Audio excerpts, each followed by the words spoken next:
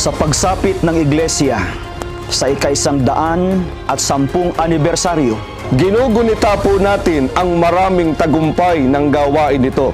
Sa pagpapalaganap ng mga salita ng Diyos, Sa pangangalaga at pagdaragdag ng mga may tungkulin.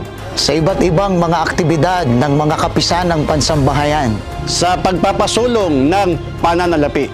Sa pagsasaayos at pagtatayo ng gusaling sambahan. lahat po ng mga ito ay katuparan ng mga pangako ng ating Panginoon Diyos sa kanyang bayan sa mga huling araw. 110 taong pag-aaruga at pagmamahal ang ipinadama ng ating Panginoong Diyos sa Iglesia ni Cristo sa pagkasangkapan niya sa kanyang sugo at sa pamamahala ng Iglesia. Mula po sa mga ministro at mga manggagawa, kasama po ng aming sambahayan at ng lahat ng mga kapatid.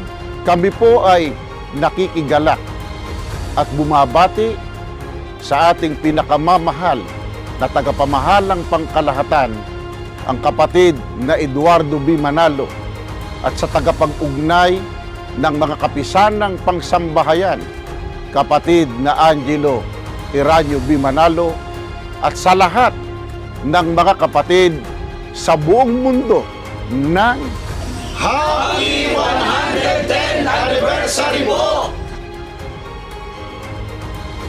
Happy 110th Anniversary po! Happy 110th Anniversary po! Happy 110th Anniversary po! Happy 110th Anniversary po! Happy 110th Anniversary po! Happy 110th Anniversary po!